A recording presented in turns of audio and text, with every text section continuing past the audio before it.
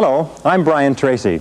About 25 years ago, I began a lifelong search for the answer to the question, why is it that some people are more successful than others? Why is it that some people earn more money, they have better jobs, they get promoted more rapidly, they live longer, they have better health, they have happier relationships, and yet the great mass of men and women, by their own admission, live lives of quiet desperation?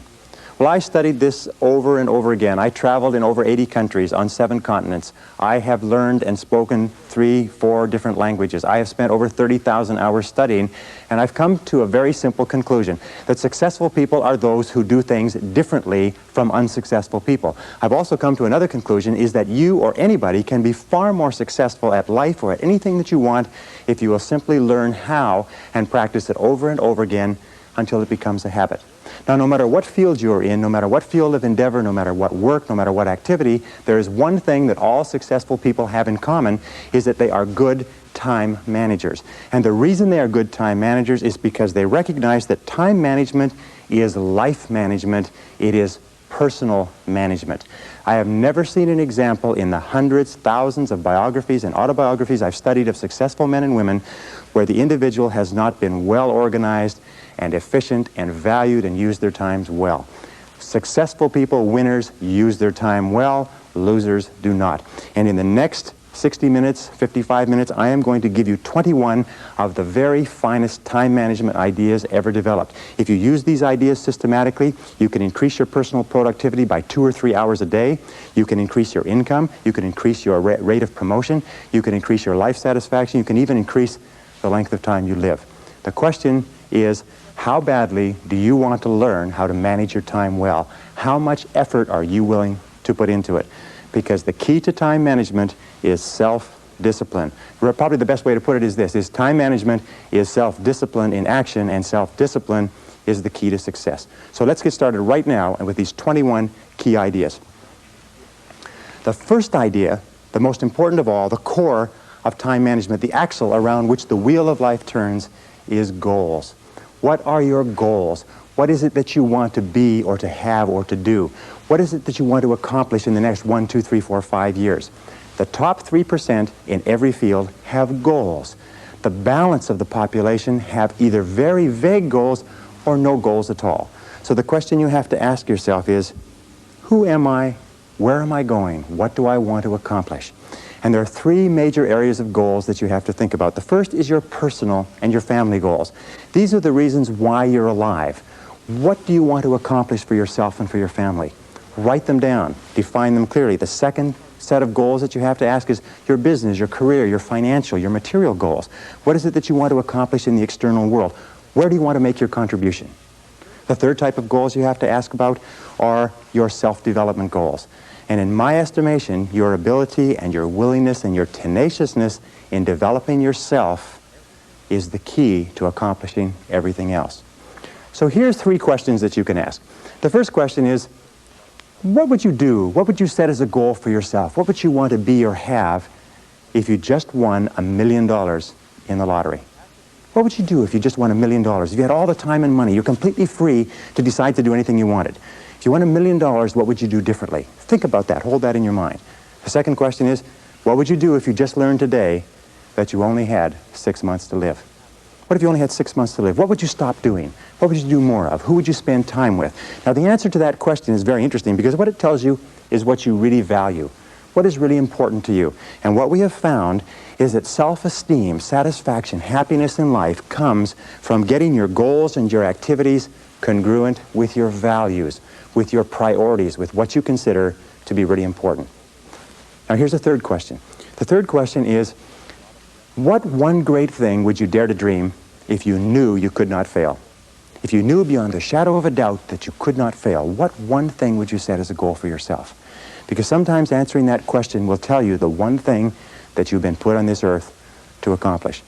One final point with regard to goals is that goals must be in writing. You must write them down, you must rewrite them, you must define them, you must redefine them. The top 1% of successful people in every area have very clear, specific, written goals. And most of them carry their goals around with them. So let's go from goals as the core of success to point number 2, which is organized plans of action.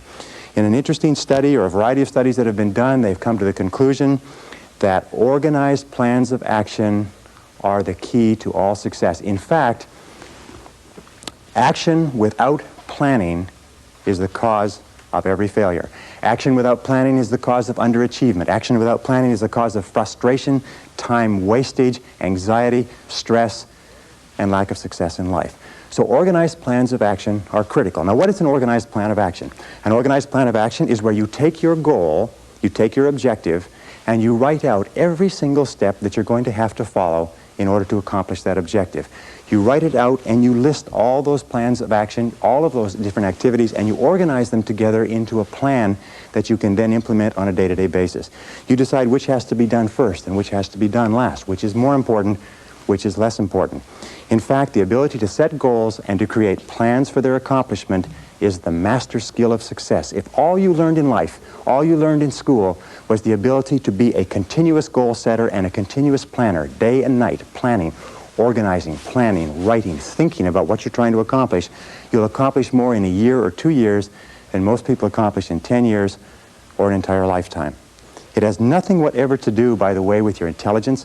It hasn't anything to do with your education. You know, half of the best educated people in the country are working for people who didn't finish high school or didn't finish college.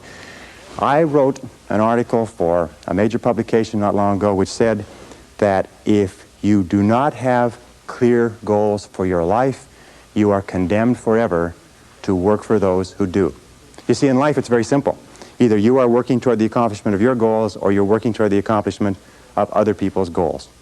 Very important. Now, the third point in excellent time management is analysis. Make a list.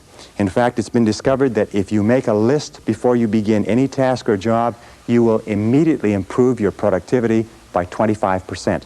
How do you make a list? Well, you make your list for the week, the Sunday or the Saturday before, and you make your list for each day the evening before.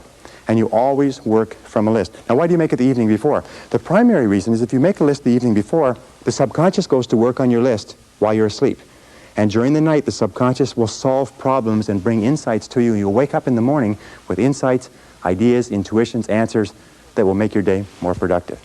Now, the second reason that you use a list is because if you don't have a list, it's like driving down the street in a car with no steering wheel. You just drift, and every bump, every interruption, everything that happens sets you off in a different direction. A list gives you a track to run on for the entire day. Another reason that you use a list is because with a list, you can analyze where you are. You can tell what is more important and what is less important. You can tell what is irrelevant, what can be delegated, what can be delayed, what can be put off. The most important reason for using a list, though, however, is this, is that when you use a list and you work down the list and you check things off, each time you check something off on a list, it gives you a feeling of accomplishment. It's been well said that happiness is the progressive realization of a worthy ideal. That happiness is the step-by-step accomplishment of the tasks necessary to accomplish a worthy ideal. And a successful life is based on a series of successful days, and a series of successful days is based on working on a list, one step at a time. Okay, now the fourth principle for effective time management is to set priorities. It's interesting, there are many people who have goals, vague or clear. There are many people who do make plans, but the biggest single problem in human life is setting priorities, determining what is relevant and what is irrelevant. And in setting priorities, an Italian economist named Vilfredo Pareto in 1895 came up with a principle which is called the Pareto Principle. We call it the 80-20 rule. It says that 80% of the value of what you do will be contained in 20% of the things that you do. What does this mean? It means that if you make a list of 10 things that you have to do today, you will find that 2 of those things are worth all of the others put together. Now, the difference between highly effective people, as Vilfredo Pareto said, was that highly effective people work on the vital few versus the trivial many.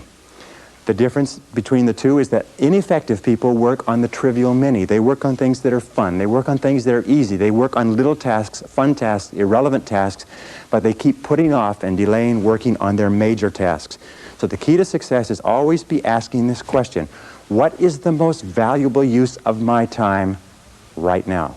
What is the most valuable use of your time right now?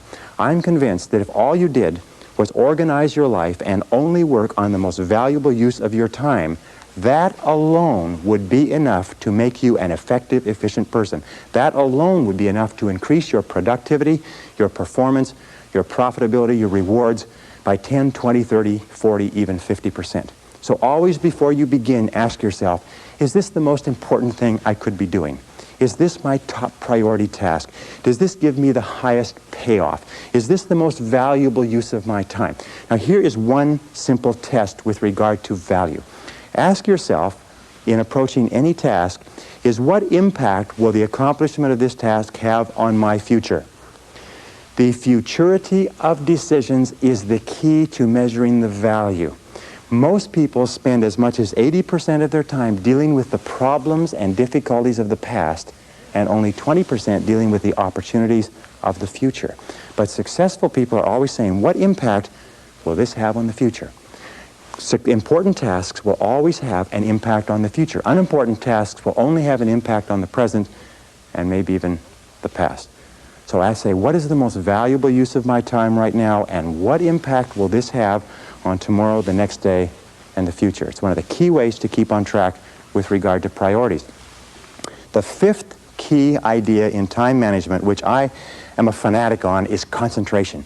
Concentration, concentration. Many people come to me in my seminars and they say, well, I never learned how to concentrate. I can't concentrate. How do I learn to concentrate? Learning how to concentrate is absolutely essential to success. As a matter of fact, it is impossible for you to accomplish anything worthwhile in life without the ability to concentrate single-mindedly on one thing at a time and stay with it until it's complete. In fact, time and motion studies have shown that if you start a task and you put it down and you come back to it and pick it up and start it and put it down and come back to it and pick it up, that it will take you as much as 500% of the necessary time to do a task than if you picked it up and carried it through. Alec McKenzie, great time management expert. Alec McKenzie calls this single handling.